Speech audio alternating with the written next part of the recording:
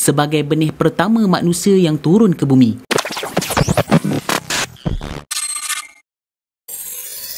Assalamualaikum warahmatullahi ta'ala wabarakatuh. Pada video yang lepas, kita telah ceritakan bagaimana Nabi Adam AS telah diberi ilmu oleh Allah Subhanahu Wa Ta'ala tentang isi kandung dalam bumi. Sehingga kan para malaikat sendiri mengakui bahawa Nabi Adam AS adalah ciptaan Allah Subhanahu Wa Ta'ala yang sempurna melalui hikmah kejadiannya. Bagi anda ingin mengetahui kisah ini, boleh lihat pada link di atas. Baiklah, jom kita sambung kisah Nabi Adam AS berikutnya. Setelah Iblis diberi ancaman dan laknat oleh Allah Subhanahu Wa Ta'ala atas sifat takbur dan sombongnya, maka Iblis juga telah diperintahkan untuk keluar dari syurga. Maka ketika ini Iblis mula merancang strategi untuk menyesatkan Nabi Adam dan Hawa yang hidup bahagia di syurga. Maka ketika itu Iblis telah menyamar menjadi rakan yang baik untuk memberi nasihat dan petunjuk kepada kebaikan supaya mereka kekal di dalam syurga selamanya. Iblis menggunakan kata-kata yang halus untuk menjadikan Nabi Adam dan Hawa percaya kepadanya dan mendapat kepercayaan bahawa Iblis betul-betul ikhlas dalam membimbing dan memberi petunjuk. Setelah itu Iblis mula membisik kepada Nabi Adam dan Hawa tentang buah larangan yang dilarang oleh Allah Subhanahu Wa Ta'ala. Iblis mengatakan kepada Nabi Adam dan Hawa bahawa buah larangan itu tidak boleh dimakan kerana dengan memakan buah itu mereka akan menjelma menjadi malaikat dan akan hidup kekal. Perkara ini sentiasa diulang-ulang oleh Iblis kepada Nabi Adam dan Hawa.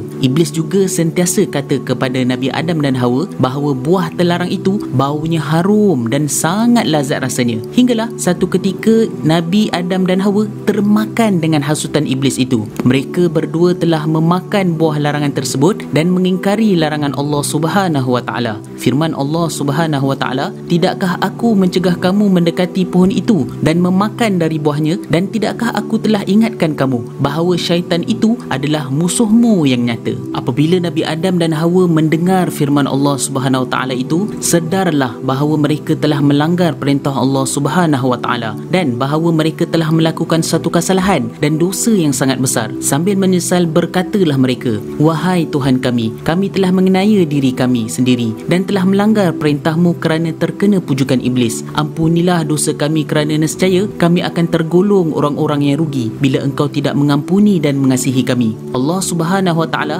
telah menerima taubat Nabi Adam dan Hawa serta mengampuni perbuatan yang mereka telah lakukan. Hal ini telah melegakan hati mereka dan menghilangkan rasa sedih akibat kelalaian peringatan Allah Subhanahu Wa Ta'ala tentang Iblis sehingga terjerumus menjadi mangsa pujukan dan rayuannya yang manis namun beracun itu. Setelah mendapat keampunan dari Allah Subhanahu Wa Ta'ala, maka senanglah hati Nabi Adam dan Hawa dan mereka tidak mahu lagi ikut hasutan dan ajakan Iblis untuk melakukan perkara yang dilarang oleh Allah Subhanahu Wa Ta'ala. Bagi Nabi Adam dan Hawa, setelah diampunkan, mereka akan kekal hidup di dalam syurga untuk menikmati segala isi kandung syurga. Namun sebaliknya berlaku. Allah Subhanahu Wa Ta'ala telah menentukan takdirnya untuk menurunkan Nabi Adam dan Hawa ke bumi sebagai benih pertama manusia yang turun ke bumi. Firman Allah Subhanahu Wa Ta'ala, "Turunlah kamu ke bumi, sebahagian daripada kamu menjadi musuh bagi sebahagian yang lain. Kamu dapat tinggal tetap dan hidup di sana sampai waktu yang telah ditentukan." Dengan takdir Allah Subhanahu Wa Ta'ala, turunlah Nabi Adam dan Hawa ke bumi menghadapi cari hidup baru yang jauh berlainan dengan hidup di syurga yang pernah dialami dan tidak akan berulang kembali. Mereka menempuh hidup di dunia yang fana ini dengan ada di dalam bumi itu suka dan duka, warna kulit yang beraneka warna dan ragam perangainya dan berbeza dari segi kepandaiannya. Umat manusia akan berkelompok menjadi suku-suku dan bangsa-bangsa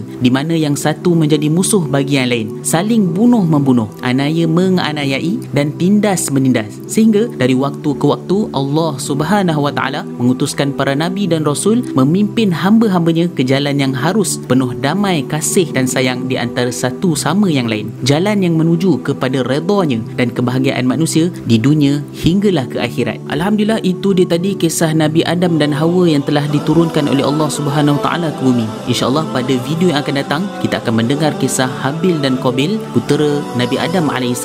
Bagi anda di luar sana, jangan lupa untuk sebarkan video ini supaya orang lain juga mendapat manfaat yang sama. Wabillahi taufiq wal hidayah. Assalamualaikum warahmatullahi taala wabarakatuh.